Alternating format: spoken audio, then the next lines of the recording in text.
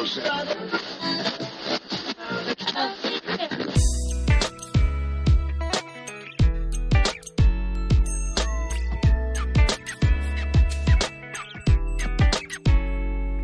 everybody, and welcome to the Pre-Accident Podcast. This is it. You found it. I'm your host. I'm Todd Conklin, and we're going to hang out for the next half hour or so. Thanks for tuning in or listening or downloading or whatever it is you putting your speakers into your ear holes or whatever it is you do to listen to a podcast. I appreciate it. I know your time is money, and I know you don't have a lot of either. And I know that every second you take is a second away from other crap you could be doing, but nonetheless, I really, really appreciate you listening. And thanks for subscribing, and tell your friends, because telling your friends seems to make a big difference, and it's working. One of the cool things that's happening with this podcast is that now people are wanting to be on the podcast because it's the place to be to talk about this new safety. That's great. They call me and they write me emails and they say, I got a new book, I got this, I got that. Blah, blah, blah, blah. Either way, it's great. I welcome them all because I think more voices, more opinions, more ideas helps us in our discussion for sort of a new way to look at and manage reliable performance in high-risk systems, which is what all of you do. Every single one of you do that. Some of you higher risk than others, but nonetheless, whether you're an airline pilot and there are a lot of you listening, or whether you run a mine, or you work in a plant, or whatever you do, it's high-risk work, and your people are too dang valuable to actually risk their lives to get the work done. And that's kind of what today's podcast is going to talk about. It's been a great week. Lots of fun. Last week's podcast was amazing. I think you're going to find this week's even more amazing. Now, there's some I haven't talked about, and I just haven't brought it up because I wanted to wait until the perfect time, and now it's the perfect time. A couple of months ago, Lufthansa had a German-wing plane fly into the side of a mountain. And I know you followed this story, although I met a guy last week that heard nothing about it. That was pretty remarkable. He told me he spends most of his life 300 feet below ground in a mine, and he doesn't get much news, so I was with him. Nonetheless, we had a 27-year-old co-pilot with less than 600 hours experience on the piece of equipment, flying an Airbus A320, who basically flew it into the side of a mountain. And the way he did it is he encouraged the pilot to leave to go to the bathroom. When the pilot left, he barricaded the door, set the altimeter to 100 feet, and watched the plane progressively go to its demise. Horrible. Horrible, horrible, terrible. 149 people were murdered, and one person committed suicide. Now, as students of a more systems approach to understanding reliability, I hope you thought about this, because I did, because this one's really interesting. Let's start here. The defense we put in to keep the pilot and co-pilot safe from bad guys was the very defense that became the problem when the bad guys on the inside of the door and the good guys on the outside of the door. The defense we created to keep bad guys out also keeps good guys out. And we should have thought of that, and perhaps we did think of it, but in this case, the people on that plane could do absolutely nothing but watch that plane plow into the ground. And that's bad. And it became really clear, really fast, and they were very quick with this information, that the co-pilot was suicidal. Now, you'd think that would be the answer to this story, and what scares me so much is that I'm afraid that is the answer to the story, but I don't think it's enough. The question I would ask is not how could a suicidal pilot fly a plane into the side of a mountain. That actually strikes me as relatively easy. In fact, you don't even have to do much except adjust the altimeter, and there you go. The question I hope you're thinking of as a student of the new view is, how could our systems be so brittle that an inexperienced 27-year-old pilot with significant mental health issues can kill 149 other people in broad daylight in front of every air traffic controller and a qualified pilot who's on the other side of the door? That question is what we're going to tackle today. And to do that, we're going to talk to a guy named Marc McElhaney. Now, Marc is a great guy. He's a psychologist that specializes in violence. he's in a crossroads, and he's at a crossroads with us. I've worked with Marc lots and lots for really, really big companies. I don't know if I'm supposed to say the name of the companies, but that's how I met Marc. In fact, at the end of the podcast, I'll tell you exactly how I met Marc. Marc's going to talk to you about the place where mental health and safety meets. And I don't think there's a better illustration of that than the Germanwings crash. Is workplace violence an HR problem? Is it a security problem? Is it an occupational medicine problem? Or is it a safety problem? And I think Marc's going to give us an answer. And the answer is going to be all three. Listen carefully to Marc. He is probably the best in the world at understanding and providing early prevention to potential workplace violence issues. This podcast is interesting. Without any further ado, here's Dr. Marc McElhaney and our conversation. Shoot it. Let's go. So tell us about yourself. What do you do that's so interesting to a bunch of people who sit around and think about how systems influence behavior and how to get performance so it's more reliable? What do you bring to the table, young Dr. Marc McElhaney? Gosh, those are words that we don't use too much, Todd. But I will try my best. Actually, as you know, I'm a psychologist by background, and what I do is we specialize in what we call threat assessment, or in the area of workplace violence, which essentially is that we get called in when companies are experiencing a potential high-risk situation, such as workplace violence, someone who may become violent, they're about to fire somebody and they're worried about them, or they just have someone who's acting a little funny and they're just nervous about it. So we go in, our core services is we go in and advise companies of help them assess what the threat is and help to get it to a safe conclusion.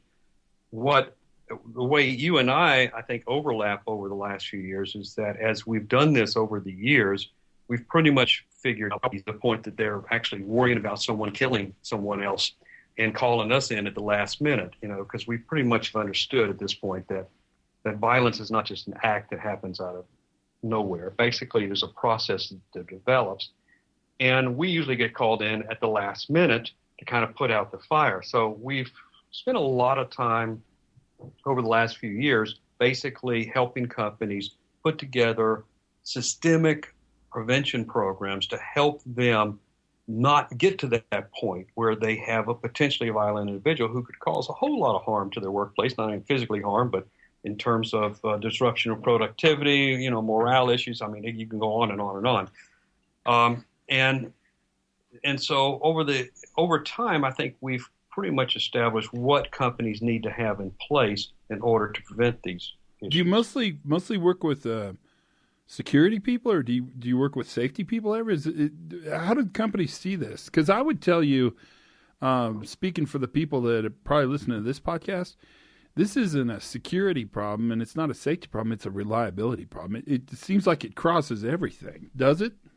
Well, it does. And that's the topic of a book I'm working on right now, which is basically that traditionally companies have seen this as a security issue. Now, when I say security issue as opposed to safety issue, I'm not talking about who actually deals with it, whether it's corporate security or safety. I'm talking about the way the company approaches it. The way traditionally it's happened is that companies see this as an issue where there's danger in the workplace. They've got to call security and walk someone out the door. In other words, a reactive last-minute approach. And the problem is that's based on a certain set of assumptions, those assumptions being that somehow you can't prepare for this. Somehow these are anomalies that just happen out of nowhere, that suddenly the person shows up with a weapon in their hand and we've got to do something quick to make it safe. And what the whole theme of my next book is essentially going to be the fact that these are situations that develop within the workplace, not anomalies, not criminal types, not psychopaths, and they're showing signs and symptoms and a process that the company can be aware of and have a program that identifies these people and deals with these situations early with less cost and with safer outcomes. So to me, it's a safety concern. To me, it's a safety concern that's just as legitimate as as making sure you buckle your seatbelts when you ride in cars or taping the electrical cords. Yeah, I agree.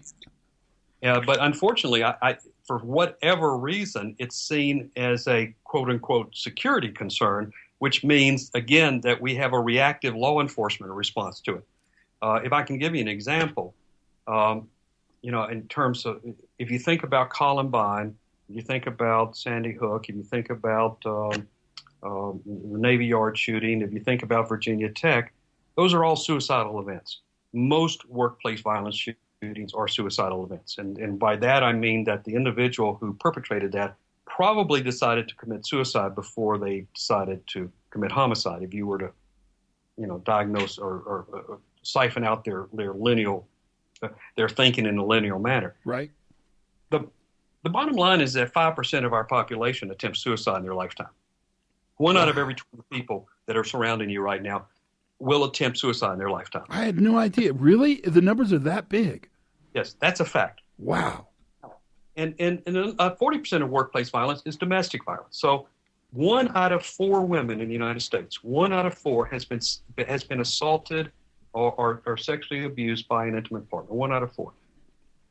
Every year, 13,000 women are assaulted by their husbands or boyfriends in the workplace, assaulted or killed in the workplace.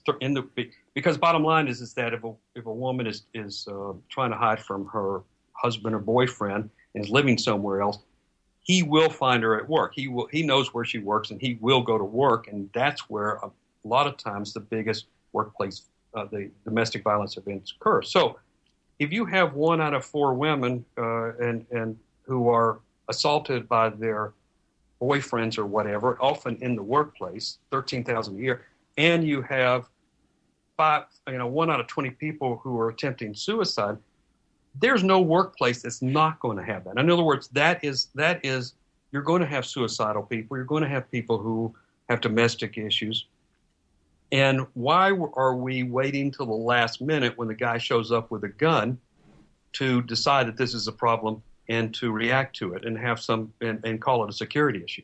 Well, talk to us about, I've not talked about this a lot on the podcast so far, partially because I was waiting for you, and partially because I think this is a pretty interesting.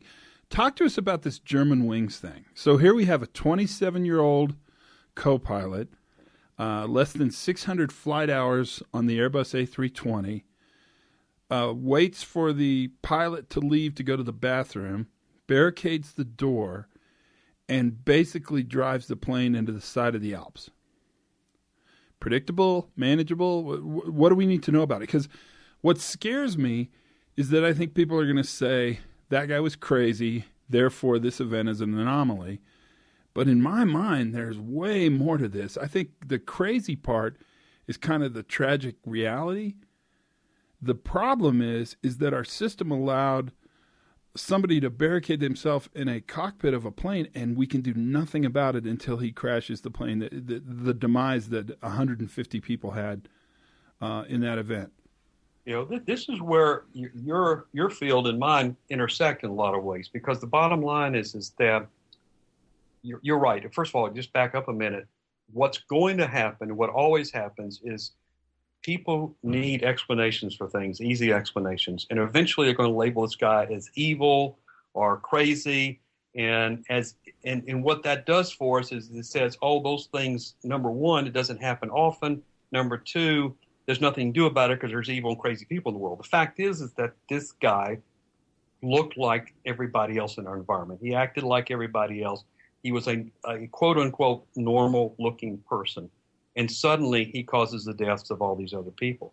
And the fact is that in our, we deal with hundreds of these cases hundreds every year, probably 300 or 400 a year. And 99% of these are people that if they were sitting in the room with you right now, you wouldn't think of them. They wouldn't be looking like they're evil people or crazy people. They would look like you and me, just as like this pilot did. But this pilot was suicidal. There was a high risk factor there. And what we're talking about in workplace violence now, at least what I'm talking about, is not so much violence or looking at violence, but looking at high risk behaviors. This guy had something high risk going on. He was suicidal. I don't know that we could have done a better job of finding that out or not. Probably. I haven't been reading that much about it. But the bottom line is like what you talk about all the time, which is, I believe, that you can't eliminate all adverse events. You can only manage the consequences of those events. You cannot keep suicidal people out of your workplace. It can, you're not going to be able to do that. People become suicidal. Like I said, 1 out of 20 attempt suicide in their lifetime. So you're going to have that happen. Do you have systems in place that can manage the consequences of having suicidal people in your workplace? And that's kind of, I think, really kind of ends up at your doorstep in terms of what you do, and what you talk about in your safety. But in this case, the pilot self-recommended, had he self-identified that he was having pretty significant issues around destruction of self, he would have lost his ticket and would not have been able to fly. So it strikes me that the system, and this is where I think your work is really interesting, the system wants these people to go and self-identify as mentally unstable, but if they do self-identify as mentally unstable, the reward for that is to be removed from the workplace and to have your ability to do your job, pay your bills, make the boat payment, that goes away. It strikes me that insider threat, which is really a significant threat to these people, the systems we have to identify and help these people are really naive and simple. If you feel bad, tell somebody and we'll get you help. Exactly. I mean, in the bottom line, at least in the United States, we don't have a mental health care system to speak of. I mean, we have no safety nets. So the bottom line is that you're right. If this guy self-identifies, he's out on the street and there's no support system for him. There's nothing. I mean, again, which may describe a whole nother problem area that's got to be dealt with too, is that, taking care of people as opposed to tossing them out the door, because the bottom line is, like you said, I mean, this guy would have been tossed out the door, said you're suicidal, and they'd be put somewhere and he wouldn't be able to, he would not be given the resources in order to make his life better. God, that's interesting when you think it that way. I mean, I don't know if I've thought about it that way, but I suppose after you're about 18 years old, all the mental health support network pretty much goes away. When you're a kid, there's tons of help, right? But no, not anymore. I mean, I know here in Atlanta, we used to have 4 hospitals when I first started here 25 years ago for adolescents, disturbed adolescents. We have 0 now. Wow.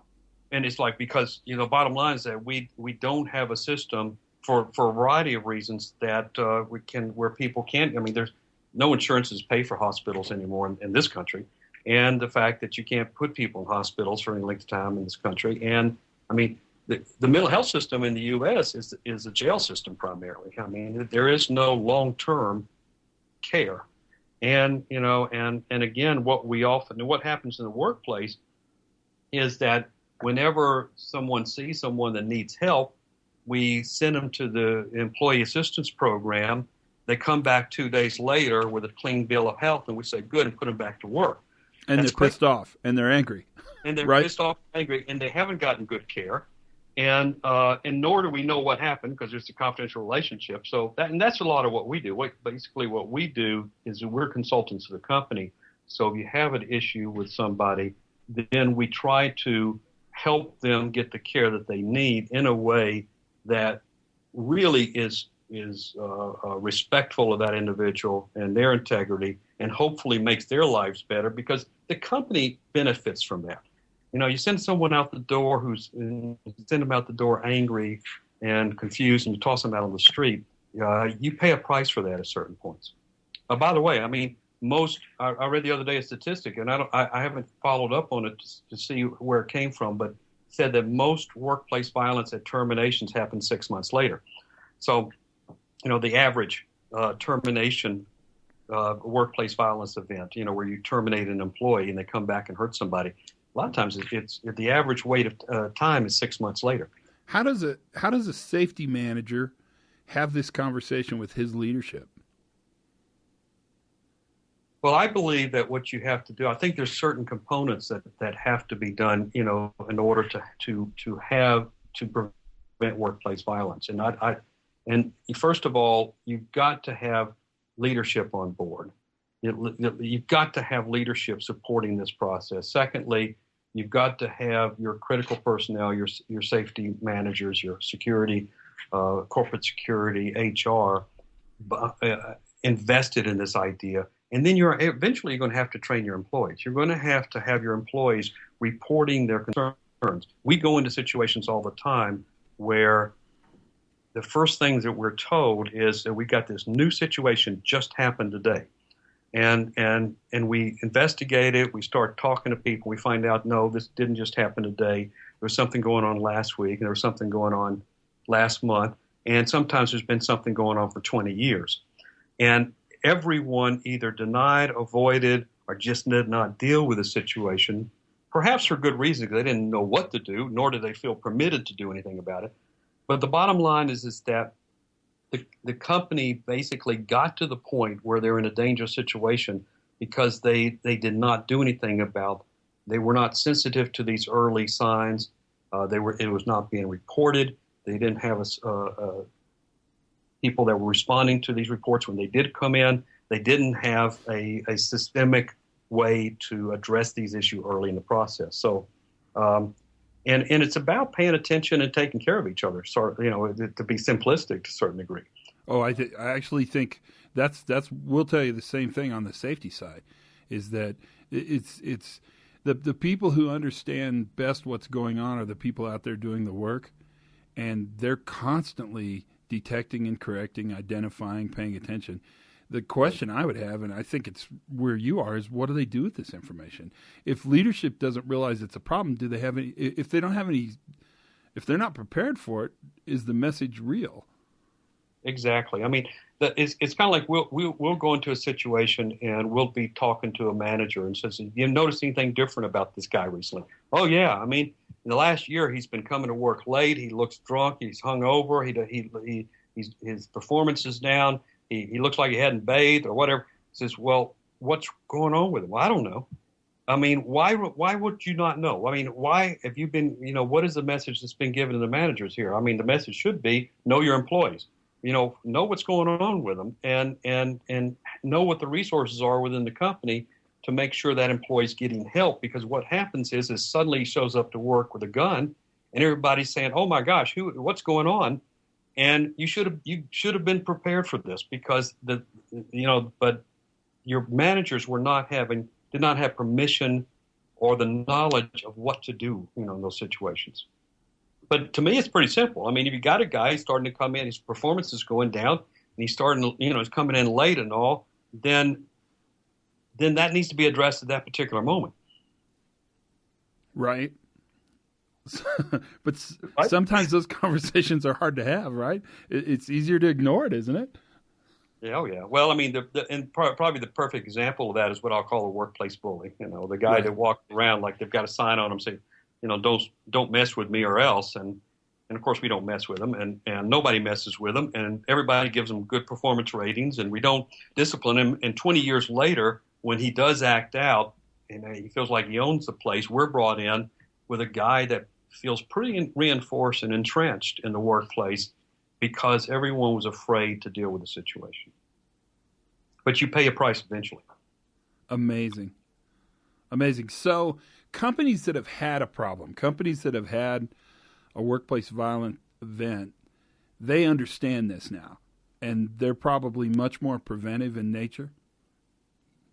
Yeah, I think. Well, if they have an event and they follow it up by reaching out to folks like ourselves, to help them put together some programs, they do. They usually are. If you can direct their increased sensitivity to do the right things. Yes, the answer would be yes. But it's very easy to dismiss things and put them on the back burner too. I mean, it's like, we all can do that very easily. I mean, look at, I hate to point my finger at the universities, but look at all the things that have happened at universities and colleges. It's not been my experience that they've done that much. If there's any one organization that should be doing something, it's them. But again, these things are written off many times as they just happen. And I think you mentioned one time, you said luck is what did you say? The luck is an extremely difficult strategy to manage. again, I think a lot of places just rely on, well, maybe this won't happen again. Well, or there's a collective ignorance. They collectively choose to ignore problems that are really, really difficult, and they don't have methods by which they can manage those problems. And, Right. and you see it a lot. I mean, the best example is that you can go to almost any big meeting, and there'll be something that they're choosing not to deal with today. When we have our training, when we do have a company that buys our program, we have a comprehensive kind of preventing workplace violence package program that includes employee training, employee awareness training.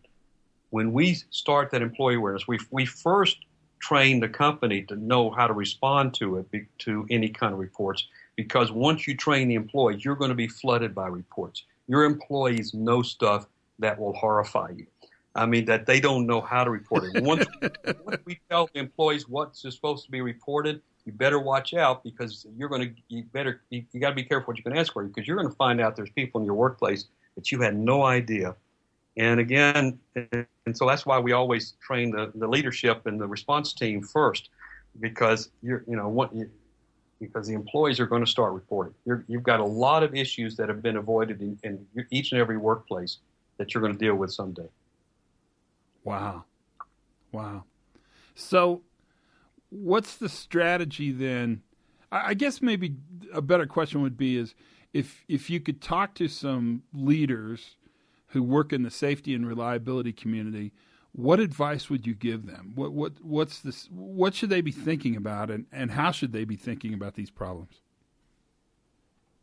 Well, first of all, if you can think of, conceptually, think about these problems as something that every workplace is going to have, because any organization is going to have. Like I said, if 1 out of 20 people attempt suicide in the world, I mean, I know you got a great pre-employment selection process in your company, but bottom line, you're no different than anybody else. You're going to have 1 in 20 years, or something pretty close to that. So so first of all, you have to accept this is human behavior. This is going to happen. This is not something that you can avoid. And put together basically a 4-step program. I mean, it's as simple as that. First of all, establish some kind of policy about workplace violence and high risk behavior. And secondly, train an internal threat assessment team, an interdisciplinary threat assessment team or threat management team in your company. Have identified in your company people who are responsible for the response to these reports.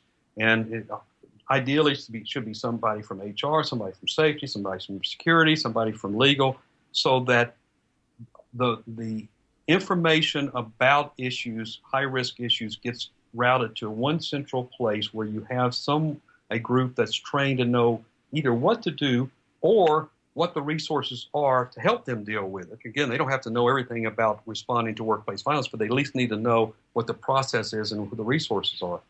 Then you've got to basically get your what I call critical personnel on board: HR, security managers, safety managers, all the people that are getting these reports from the employees on what their role is and how important it is and what they need to be looking out for.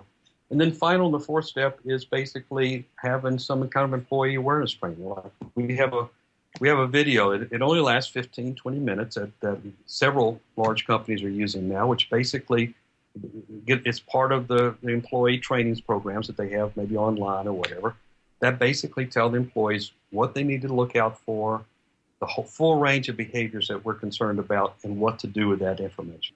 So let's say I have a little plant. I don't know. I'm somewhere, some small town. I've got maybe 600 employees. HR's 2 people, maybe 3. I probably don't have a legal. Security's probably gates and badges, maybe a badge reader into the facility, and I've got maybe 1 or 2 safety people. Leadership really has to be a part of this, and are those resources available even to a smaller company? Well, I mean, the rules are the same. I mean, you have policy, you train up, you sensitize your employees, and you train, you send a message to critical personnel. The only difference is perhaps instead of a threat management team, you may have 1 or 2 individuals that are kind of primarily responsible. And bottom line is that what they need to know is who their resources are when they do have an issue. To call, you may want to call someone like myself as a threat assessment consultant, or if you need to bring in legal, they probably have contracted legal and bring in, but at least know what the resources are, because the process is the same. Like if you have a high-risk employee that you're about to fire that you think, can act out, then you need to stop that and start a process where you start this threat assessment process. And you need to call a professional who does this, and then you call a professional who does it. But at least somebody in an organization who knows what to do, as opposed to let's just fire them and hope nothing bad happens. So or put a guard in front of the next 2 days. Right. How do I contact you if I want to? What's your company's name, and how do I get hold of you? Well, my company is Critical Response Associates. We are. You can go online, craorg.com. craorg.com. I have no idea what our telephone number is. That's fine. They're probably good with the internet, so that's good. Critical Response Associates, and it's craorg.com. Okay, so let me ask this question. What's the craziest thing you've ever seen? So did this include all the times when we've traveled together? No, it can't include me. No craziness including me. Oh, well, gosh, I'm going to have to go down the list, and that eliminates the top 10. Aren't there any funny ones? Don't you have any good funny ones? Funny stories? Oh, gosh, Todd. It's too hard of a question. It is. I have stories that end up not being as tragic as we thought they would be. How bad is that? That's pretty good. I can give you not a positive story, but one that ended up not negative. No, that's probably a good answer. Did we cover it all? Is that a pretty good introduction to what you do? Did we miss anything? I think we did a good job, and I think that this is a new role for you. You need to have some kind of show on one of the major networks. Yeah, maybe I can get on, I don't know, something. I'll find maybe one of the TV news things. They always need content. Oh, Jon Stewart's leaving. John, that'd be great. See you around. Have fun, man. Thanks for your time. It was amazing. You were great. Thank you, Todd. See ya. Okay. Wow, there's Marc McElhaney, Dr. McElhaney. So I owe you a story. I'm on my way to the post office, so I don't have a lot of time, so I'm not going to screw around with this one. But I promised you a story, and so now I'm going to give it to you. So Marc and I first worked together, more than 10 years ago. I bet 15 years ago. And we were both working as consultants with a major large drink manufacturer located in Atlanta. I think it's probably as safe as possible. And we had to go to New York City to do a workshop on performance reliability. And my flight was late, and I was supposed to get in at 7:00 p.m. and I got it, it was a big mess. And the senior vice president in charge of sort of reliability for this major drink company kept telling me, "You're really going to like this guy. You've got to get together. You guys are the saints, and you're going to love each other." So they finally got us together. We're in some little pub in New Jersey. It was kind of in a basement, if I remember correctly. And they set us at one end of a table, and everybody sat at the other end of the table, and they were talking, and lots going on. And so I'm trying to make conversation, and I never know where to start. Marc seemed like a nice enough person. There was no problem there. So I said, "Do you like music?" And he said, "Yes." And I said, "Well, what kind of music you listen to?" And he said, "You won't know the people I listen to." Like that, like, "How dare you ask me? How dare you?"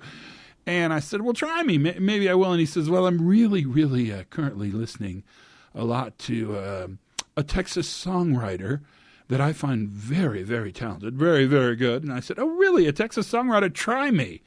And he said, "Well, I don't think you'd know." And I said, "Is his name Guy Clark?" And that moment in time, that brief split second, we became fast friends and have stayed that way for almost 20 years. Marc's probably the best in the business. I don't know what would cost you to have that 30-minute consultation we just had with him, but it would be a big deal. And people would have to fly to places and go to meetings and wear ties.